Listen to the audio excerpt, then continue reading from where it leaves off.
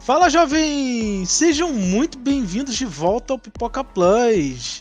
Eu sou o Vitor e tá aí o grande Fábio comigo de novo. Chegando junto na área. E vamos falar de Marvel. Nossa, como a gente fala de Marvel aqui, hein? Pra caramba, né? Eu acho que a produção aí devia rever seus conceitos. Mas também... Porque passou The Batman toda... e você não viu, né? The Batman. Então, eu não vi. Então isso eu acaba admito que eu atrapalhando. Sabe, tá cansado de saber que eu tô um pouquinho decepcionado com a DC, né? Mas... Tá vendo? A culpa não é minha, viu, pessoal? Eu tenho aqui camisa, eu tenho tudo da DC. Só que o companheiro aí, infelizmente, não ajuda na progressão do volume de conteúdo do canal. Mas também assim, tem lançado muita coisa da Marvel junta, quase, né? Então, toda hora a gente tem que ter alguma coisa nova da Marvel pra falar, né? É verdade. Seja trailer, seja série, seja filme, então... Inclusive, provavelmente o próximo vídeo nosso vai ser sobre Doutor Estranho, né? E até o contingente é maior porque o público ele acaba sendo maior, né? A DC tá realmente perdendo na questão de popularidade, então isso acaba influenciando aqui nos assuntos que a gente fala. Porém, eu acho que a culpa em relação a gente não ter falado de The Batman aqui é toda sua mesmo e conviva com isso.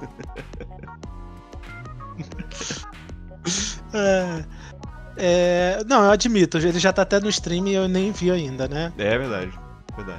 Então. Mas falando em stream, saindo do Batman, indo pro Batman da Marvel, vamos falar um pouquinho de Cavaleiro da Lua, né? Aliás, assim, o conflito psicológico é parecido, né? Aquela coisa do tormento, do trauma. Sempre teve essa comparação entre o Batman e o Cavaleiro da Lua, né? Condições bem diferentes, né? Lua... Mas se parece nesse sentido. Sim, até assim, o negócio de tacar o bumerangue, aquela capa lá em forma de lua que remete logo ao Batman em forma de morcego lá e tal. Sim. Mas, assim, tem suas similaridades, né? Só acho que a série chama-se Cavaleiro da Lua, mas ela adentra muito mais a mente do personagem do Mark Spector do que o Cavaleiro da Lua em si, né? O personagem, o herói, ele pouco aparece na série, né? Acho que muita gente deve ter se decepcionado um pouco, porque a gente esperava uma série de ação, mas na verdade que a gente vê uma série com o Oscar Isaac atuando no seu limite ali, né? Fazendo várias versões faciais, de voz, né? Mostrando suas habilidades, seu talento, que a gente sabe que tem mesmo. É muito mais isso do que, propriamente dizendo, um herói da Marvel, né? O Cavaleiro da Lua pouco aparece na série. Durante toda a série, se a gente tem 3 ou 4 cenas de ação envolvendo o Cavaleiro da Lua, é muito até. E a série tem 6 episódios, né? Mas assim, eu já imaginava que eles iam tratar muito dessa bipolaridade, multipolaridade no caso, né? Do Mark Spector, né? Que é algo muito recorrente. É uma condição, né? Então. É algo muito recorrente nos quadrinhos e tal. Por mais que o Cavaleiro da Lua não seja tão conhecido assim igual outros heróis da Marvel, o principal característica dele é essa multipolaridade, né? Sim. É bem abordado, né? Na série, aliás, abordado até demais, porque em determinados momentos a gente não sabe mais o que é mente e o que é realidade, sobriedade, né? Esse transtorno que ele tem, ele acaba acometendo, inclusive, nas sensações que você tem com a série, né? Você vai assistindo as coisas acontecerem, e em determinado momento você não entende o que está acontecendo em plena condição. Aliás, eu tenho certeza que muita gente que assistir essa série, ela vai chegar ao fim dos 6 episódios e dizer que não entendeu muita coisa, o que é normal, né? E tem muita coisa que, como é muito bebido no gibi, a pessoa só vai interpretar entendendo um pouco o personagem do gibi, né? Por exemplo, essa versão mais focada na mente do Mark Spector e a sua outra versão, né, que é o Steven Grant, ela é muito mais focada nos gibis mais recentes do personagem, né, que lida com essa questão toda do hospício, essa questão toda de, né, ele ter que lidar com as 2 ou até 3 condições que ele tem, né, que a gente pode falar mais tarde. É muito mais carregado do gibi recente do que os gibis antigos, que era realmente focado mais no herói, mais nas batalhas, né? Dele se transformando e virando o personagem de capuz. Sim. Inclusive eles trabalham muito com isso naqueles episódios que ele tá. Pessoal, alerta de spoiler, né? Pra essa série a gente vai falar bastante spoiler aqui, né? Mas naqueles episódios que ele tá ali morto e ele tá se vendo naquele manicômio, né? Como é que... Exatamente. A gente começa a duvidar... a gente não, mas ele começa a duvidar. Será que tudo que eu vivi realmente era loucura da minha cabeça? Então... Né?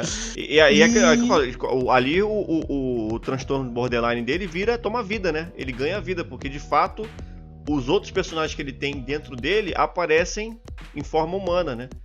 Com a mesma feição do Oscar Isaac, óbvio, né? Mas falando diferente, com um sotaque diferente, né? É interessante isso, né? Mas vamos começar do começo, né? Vamos abordar do começo, senão a gente começar lá do final, a gente vai perder muita coisa. Então. Logo de primeira assim, a gente é apresentado ao Steven Grant, né? Que é uma das personalidades do Mark, né? Uhum. Durante muito tempo a gente fica se perguntando quem é a personalidade original. Sim. Uhum. Mas aí a gente começa a perceber que ele não é a personalidade original quando já começa aquela história dele aparecer preso na cama, né? E não entender muito bem o porquê. E aí ele recebe o telefonema da Leila, né?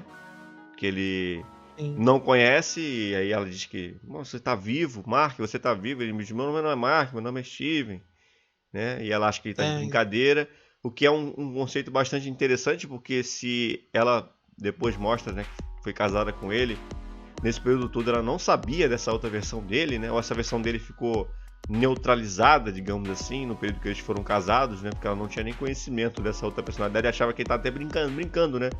Mas ela aparece, aparentemente só acometa o Mark Spector quando ele está num processo de luto, quando ele está num processo de dificuldade na vida, né? Por exemplo, após tudo que aconteceu, toda a turbulência que aconteceu na vida dele, ele passa a assumir o Steven Grant como sua personagem principal, porque é uma personalidade que ele se sente bem, que ele não se machuca, enfim, que ele fica tranquilo consigo mesmo, né? E aí ele começa trabalhando no museu, inclusive, lá de Londres, né? Sim. Inclusive depois mostra como é que ele desenvolveu essa personalidade, é bem sombrio, né? Sim. Mas assim, cara, saindo um pouquinho da personalidade do Mark, que eu acho que é o mais relevante na história realmente, vamos falar um pouquinho dos deuses egípcios, que é algo extremamente importante, tanto na história dele dos quadrinhos, quanto na série em si, né? Já que ele é o avatar de Khonshu e tal. E a gente é apresentado a um novo panteão dos deuses, né? A gente já teve nórdico, a gente vai ter grego em Thor, Amor e Trovão, e agora a gente foi apresentado aos deuses egípcios, né? Sim, sim. Assim, a gente conta como deuses, deuses mesmo, né? A gente não vai colocar celestiais, nem eternos na brincadeira, né? Porque, assim, eles...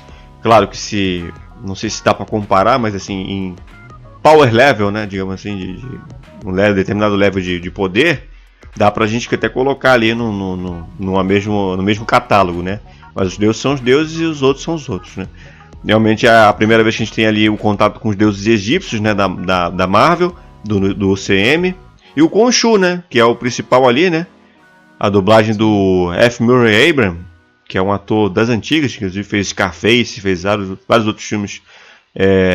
Tem um catálogo extenso aí também de filmes na carreira. Ele faz a voz ali, uma voz bem interessante, né? Com certas nuances de ironia e tal. Falando como se fosse realmente um deus antigo, né? Mas em língua inglesa, né? A comunicação dele, enfim. Eu acho interessante nesse conceito de um deus por trás do personagem, né? Que essa é a primeira vez que a gente tem algo do tipo. E está muito correlacionado exatamente à cultura egípcia, né?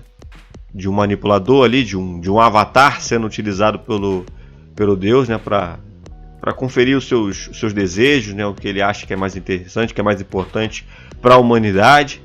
E tem exatamente esse contraponto, né? do Khonshu, que é a deusa Amit, que é exatamente uma deusa mais impositora, mais destruidora, né? No conceito de que quem vai vir a cometer um pecado merece a morte. É exatamente o que o Harrow, né? O Arthur Harrow, personagem interpretado pelo Ethan Hawke, precede, né? Como se fosse um ex-avatar do Khonshu, que teve seus serviços prestados, mas que foi largado, né? Como qualquer outro avatar que o Khonshu desejasse, né? Obter para ter seus benefícios próprios. E ele passa a seguir a deusa Amit como se fosse uma solução, né? Como se fosse um problema para a humanidade, você ter que destruir alguém que futuramente possa ser um problema, né? Possa ser um criminoso ou uma pessoa que faça algo de errado. Que é um conceito assim interessante, mas que a gente vê pelos olhares dos deuses que aparecem depois, né? Que nada mais, nada menos é um deus querendo ser superior ao outro, né? Como o próprio Khonshu também, apesar dele ser ali o deus do bem, digamos assim, entre aspas, né? Ele também tem seus objetivos a alcançar, né? Que é ser um deus maior do que os outros, né? E por isso ele é tão odiado, né? Em determinado momento eles mostram ali a reunião dos deuses, né? Todos numa convenção usando corpos humanos, né? Usando seus avatares humanos.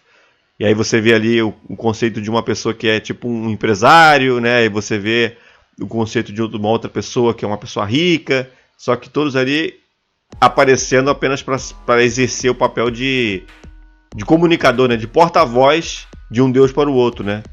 Já que essas entidades atualmente elas não podem aparecer como o seu rosto animalesco, digamos assim, né? Como é visto naquelas pedras, naquelas estátuas, naqueles desenhos nas paredes. É um conceito interessante? É um conceito interessante. É novo, é diferente, mas admito que por muito tempo eu tenho uma certa impressão de que esses deuses aparecem mais do que o Cavaleiro da Lua. É a minha única reclamação em relação à série. Tem muito pouco Cavaleiro da Lua. Tem muito pouco Cavaleiro da Lua. E quando você se dá ao trabalho de colocar o nome da série como Cavaleiro da Lua, e você dá mais espaço às personalidades do Mark Spector e aos deuses em si, você acaba tirando um pouco do que podia ser a principal essência da série. Eu espero que na segunda temporada a gente veja mais essas versões, né, do Cavaleiro da Lua. Não só a versão do Mark Spector, como a versão ali bicheira, né, do Steven Grant com aquele terninho e tal. E a futura versão também do Jake Lockley, né, que pode ser até o próximo assunto, se você quiser falar. Sim. Mas só complementando esse assunto dos deuses, os deuses egípcios é curioso que eles são entidades, né? Eles são tratados como se fossem seres bem poderosos ali, bem entidades e não que nem tipo todo Thor. mundo consegue ver. É bem diferente dos deuses asgardianos, por exemplo, né? Que são bem pé no chão. Sim, o conceito do Thor é maravilhoso porque o Thor tem a aparência de humano, né? Apesar de ele não ser um humano, né? Assim como o Odin também não era, enfim. Os Asgardianos eles se assemelham muito aos seres humanos, né? Então por isso essa questão de você colocar um deus com uma personalidade mais humana faz sentido ali. Aqui não, aqui a gente vê entidades egípcias, né?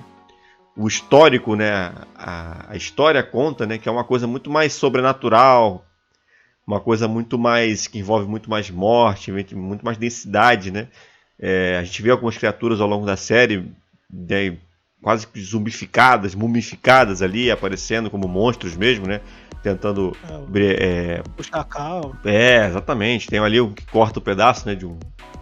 Corta o pedaço de alguém ali. Eu não lembro qual o personagem que aparece, mas que morre na mão de uma espécie de múmia. É quase uma múmia, né? Aquilo ali. Né? Então brinca muito mais com isso, com o terror, né? Assim dizendo, entre aspas, mas um terror como subterfúgio para esses deuses do que propriamente um deus assim como o Thor, né? Que é muito mais humano do que sobrenatural. Apesar que dá a entender, assim, se você analisar assim, de fora, dá a entender de que eles são muito mais onipotentes do que os deuses asgardianos, né? Sim, sim. Eles se usam basicamente de feitiçaria, né? Quando eles fazem aquelas reuniões e tal. Por exemplo, quando a cena para proibir, né, que o Khonshu continue existindo, né, que eles prendem o Khonshu dentro de uma estátua de pedra ali, né? Tem todo um ritual, né, pra ser feito ali e exilarem o personagem do Khonshu após ele desobedecer mais uma das regras, né, das leis humanas, né? Ele vai lá, movimenta o céu para tentar descobrir como é que estava o céu em determinada noite, para poder entrar na tumba, né, da Amit. E aí, no que ele manifesta aquele poder, aquela capacidade que ele tem, ele acaba perdendo, né, a sua liberdade e tal, enfim. Tem várias coisas legais que eles brincaram aí na série com esse conceito do Egito Antigo, né? Que eram os deuses acima dos homens e eles controlam quem deve viver, quem deve morrer, quem deve ser torturado e por aí vai. Sim. Apesar que me decepcionou um pouco aquela cena do Harold, por exemplo, derrotando ali os deuses. Os deuses não, mas os avatares dos deuses. Usando com o toda cajado. facilidade. Né? Com uma bengalinha velha. Tá, eu sei que tinha o poder Sim. da Amit ali, mas tipo, pô, são os outros avatares dos outros deuses. Pô, deuses tipo Osíris, cara. Uhum. Mas eu prefiro isso, Vitor, do que outra coisa, outro subterfúgio da série, que é não mostrar determinadas ações, né? E dar apenas aquela ideia do subterfúgio. Será que tem mais um? Já que o Mark Spector conversa com o Steven Grant, nenhum dos dois matou, e a faca tá na mão do personagem do Oscar Isaac, né? Que pode ser qualquer um. Então você entende que foi ele que matou, só que você não sabe qual personalidade. Aí fica aquele dilema, né? Pô, mas se um tá dizendo que não foi o outro, e aí você passa a tentar entender, né? Quem não conhece o personagem do Gibi, passa a tentar entender que se trata de mais uma personalidade obscura dele, que só é revelada mais corretamente ao final da série. Só que ela é mostrada no episódio do Hospício de maneira assim que você não consegue entender, né? Que ele tá com o nariz quebrado e tal, e ele tá lá tentando uma ferramenta na mão, quase que tentando matar o suposto doutor ali, que é o Arthur Harrow naquela dimensão, né? No pré-morte do Mark Spector e do Steven Grant. Então aparece tudo rápido ali e você não entende direito. Então isso aí eu admito que aquilo ali é um pouco até de sacanagem com quem tá assistindo, porque você acha, mas esses dois não estão lá no outro lado conversando com a outra deusa, né? Que é a deusa hipopótamo lá, que ficou muito lindo, ficou muito legal. Ficou muito legal, né? Aquela ali ficou bem legal. E eu não sei, assim, eu tenho até dúvida se aquilo ali é CGI ou é roupa mesmo de verdade, viu? Porque tá tão bem feito que é roupa, né? É roupa. Porque tá tão bem feito que, olha, eu assim, se isso é CGI, parabéns, porque parece um hipopótamo, tem textura e tudo. Mas se você tá me falando que é roupa, então é ainda mais interessante ainda. O que não acontece com outros depois, né? Porque posteriormente já passa a ser CGI. Quando a deusa Amit aparece na sua versão, né, criaturesca, já aparece como CGI, já não é mais uma roupa, né? Depois ela até cresce de tamanho, enfim. Aí fica mais aquela coisa meio Power Rangers ali no finalzinho, com dois deuses brigando em tamanho maior, né? Ficou até engraçado. Então. Mas o que eu digo de subterfúgio é que eu prefiro muito mais uma cena de ação do Arthur Harrow matando os outros deuses, né? Possuído ali, né? No momento. Do que uma cena do Jake Lockley matando todo mundo que ninguém vê nada. Né? Que eu não sei se vocês queriam fazer uma cena muito violenta, né?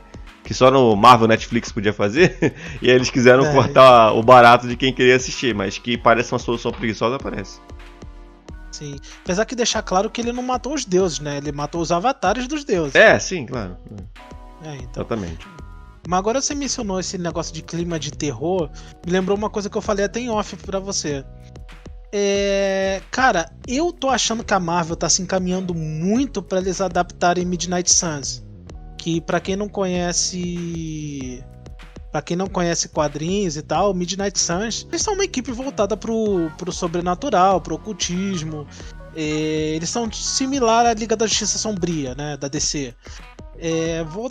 Justamente voltada pra esse tipo de coisa. E tipo, a gente já tem o Cavaleiro da Lua. A gente vai ser apresentado, apesar que, entre aspas, a gente já ouviu a voz dele lá em Eternos, o Blade, né? Sim, do Marshall Ali, né? Isso. Tem o Cavaleiro Negro, que não deixa de ser algo voltado ali pro sobrenatural, né? Provavelmente, cara, tenho quase certeza que logo a Marvel vai mexer com o Motoqueiro Fantasma. Então. O próprio Doutor... O próprio Eu sei que Doutor você quer o Estranho... retorno do Nicolas Cage. Agora fala, agora tá abrindo tudo, as possibilidades estão acontecendo aí. Nada. Nick Cage retornando. O próprio Doutor Estranho. Então, assim, eu acho que a Marvel logo vai mexer com isso, cara. Uhum. Eu acho que eles estão querendo fazer isso. O que é isso? Você quer participar do vídeo? Vem cá. Ó, falando na equipe sobrenatural, ó, tá. Aqui, ó, quer participar. Ó. É a segunda personalidade do Vitor. É a personagem que gosta de gato. Chama Vitor Morgado também essa versão aí, não? Se chama Buzz Lightyear. Na verdade é o Mephisto, cara. Ah, é verdade. Tem que ter. Mas assim, eu acho que logo a Marvel vai fazer um filme ou uma série voltada pra esse tipo de universo. Eu acho que aí sim talvez seja um público mais velho. Talvez eles botem 16+, não sei. É uma teoria minha. Assim, se for série, a Disney meio que tá caminhando pra isso, né? De deixar alguns conteúdos um pouquinho mais violentos, né? Entrarem nos seus catálogos. Agora, se for filme, acho muito difícil, viu? De ser assim. Porque até o próprio Blade não vai ser, né? Porque o pessoal tem a memória do Blade do Wesley Snipes, era uma coisa mais rústica, né? Mais violenta e tal. Lá dos anos 90, né? 98, mais particularmente falando. Eram filmes para maiores, né? Quem lembra a época, a criança não entrava no cinema pra ver esses filmes do Blade. Então, mesmo que fosse uma adaptação da Marvel, ou seja, acho muito difícil, se o Blade da Marvel Studios não vai ser isso, acho muito difícil que algo para o cinema, né, seja baseado nesse conceito, seja. Mas é só um pensamento a princípio meu. Porque a série do Cavaleiro da Lua, bem ou mal, ela é uma série para toda a família, né? Ela não é uma série, né, que mostra alguma violência gráfica. Tanto é que as próprias cenas, né, da terceira personalidade não são apresentadas, né? Que é uma versão mais violenta, mais assassina, né, digamos assim.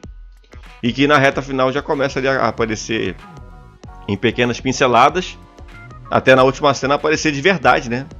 Matando alguém na série, né? Mas assim, voltando à própria série do Cavaleiro da Lua, né? A gente tem um personagem que não, até pouco, assim, que entre aspas não existe no quadrinho, né? Que é justamente a Layla que você mencionou lá no começo. Só no final que a gente vai descobrir que ela vira uma heroína, né? Também, é um herói dos quadrinhos.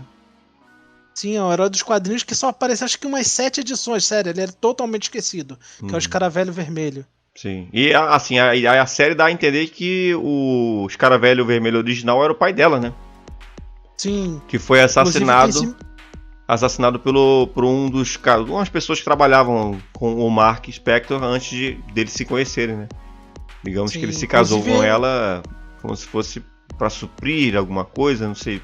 É claro que ele amava ela, mas ele conhece ela a partir do momento que ela vai descobrindo que o pai tinha morrido e tal, e aí eles se conhecem, casam e tudo mais. É uma personagem interessante, viu? Porque em vários momentos ela se mostra aquela aventureira feminina mesmo, né? Que é a mulher que luta, que não precisa do herói, né? Pra salvar, mocinho em perigo e tal. Em vários momentos ali a série brinca com isso bastante. E é um bom contraponto ali, né? Para as personalidades, né? Do personagem do Oscar Isaac, porque é uma pessoa que tá ali sempre do lado dele, não importa qual versão seja, né? E faz bem esse contraponto ali, né? De um com o outro. Acho que são bem interessantes, são bem legais as cenas deles juntos. Sim.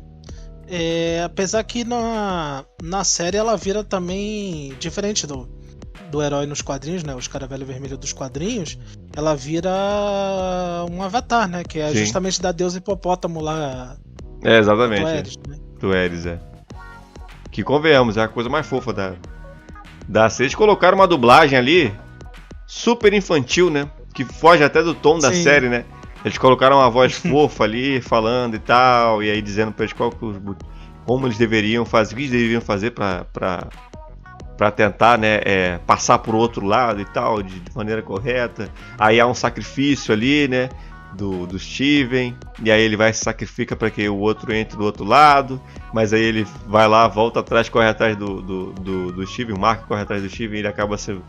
Os dois a princípio viram ali pedra, né, que é uma cena que recorda muitas crianças daquele Pokémon filme, que é muito parecido, do Ash virando pedra e o choro do Pikachu salvando, então, né?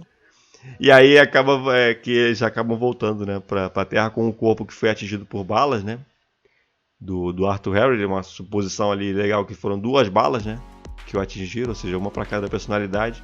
Só que ele acabou esquecendo que eram 3. E por isso, né, ele acaba não morrendo. De fato, o corpo não morre e acaba voltando, né, a tomar a vida ali na reta final, voltando a viver ali o Cavaleiro da Lua, né? Apesar que dá a entender que o próprio Osiris ajuda eles ali, né? Que ele abre os portões. É verdade, e tal. Sim. E assim, falando do vilão, o Arthur Harrow, é um vilão que logo no começo você meio que... Você cria um... Você acha ele cativante, você acha ele... Assim... A princípio ele tá fazendo alguma coisa certa, porque ele é aquele que te convence só com palavras. É o Thanos da vida, né? Eu vou aniquilar tal número de pessoas para que no futuro a humanidade coexista de maneira mais correta, de maneira mais, né? Que as pessoas boas não sejam como é que diz? Como eu posso falar? Não sejam vítimas, né? De futuros criminosos. A ideia é bacana, o conceito é legal e tal, e assim, é claro que a gente não vai se apegar a isso, óbvio, né? Mas por trás ali tem aquela questão do fanatismo, né, religioso. É uma crítica leve, bem leve, porque nada mais do que se trata de uma seita, né, de pessoas que passam a seguir aquele cara porque acreditam que essa deusa, sendo retirada do seu exílio, né, seria a salvação da humanidade e tal, né, e conseguiria distinguir, né, quem é bom e quem é mal, para que a humanidade só tenha pessoas boas daqui para frente, o que não é o certo, né? Porque não é assim que os preceitos da verdade, né, se estabilizam, né? Na verdade, isso aí poderia trazer mais problemas, né, para os seres humanos, quando você não tem os 2 lados da moeda. E é a partir dali que começam aquela briga, né? Porque o Khonshu, ele é mais do matar a pessoa após ela fazer o crime, né? Não executá-lo antes, né? E é óbvio que, tipo, se você for parar para observar, nenhum dos 2 conceitos ele é certo. Mas, no fim das contas, você acaba torcendo mais pro Khonshu, né? E você falou um negócio de Deus aqui, me remeteu a uma coisa que me veio na hora quando assisti o episódio. Cara, quando o Mark morre ali, ele vai pro Reino dos Mortos ali, a caminho do Reino dos Mortos Sim. Dos deuses egípcios, né, e tal, o barco lá, navegando nas areias. Entendeu alguma coisa, né? Aí o que eu pegou alguma referência, que você é um cara mais fanático por história do que eu. Se você pegou alguma referência, pescou alguma coisa, pode falar aí, porque eu não pesquei nada de referência, porque aquele mar, aquela coisa toda. Não, sim, realmente, assim, eles pegaram os conceitos de mitologia egípcia e tal, mas é aí que tá. Uma coisa que me veio à cabeça é o seguinte: tem ali o panteão asgardiano, vai ter o grego, tem o egípcio. Se mexerem com o motoqueiro fantasma, vai ter o cristão. Então, tipo, qual é o que vale? Quando a pessoa morre, é sorteado. Epa, pra onde você vai? Eu acho que tá muito de acordo com a crença, né? Porque, por exemplo... É mais ou menos a dinâmica da... Lembra da pedra da alma? A pessoa morria, ou supostamente morria, ou ficava perto de morrer. Ela entrava ali na joia da alma e via tal coisa que era aquilo no qual ela acreditava.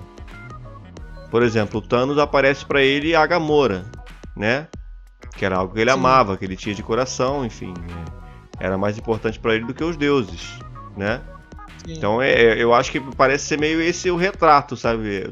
Esse pós-vida, ele no universo Marvel, independente de crenças, ele tá muito mais coligado com o que a pessoa ela é próxima, né? Ela é, como é que eu posso dizer, acatada, né? A tal coisa, né? Eu acho que pelo menos a impressão que passa é essa.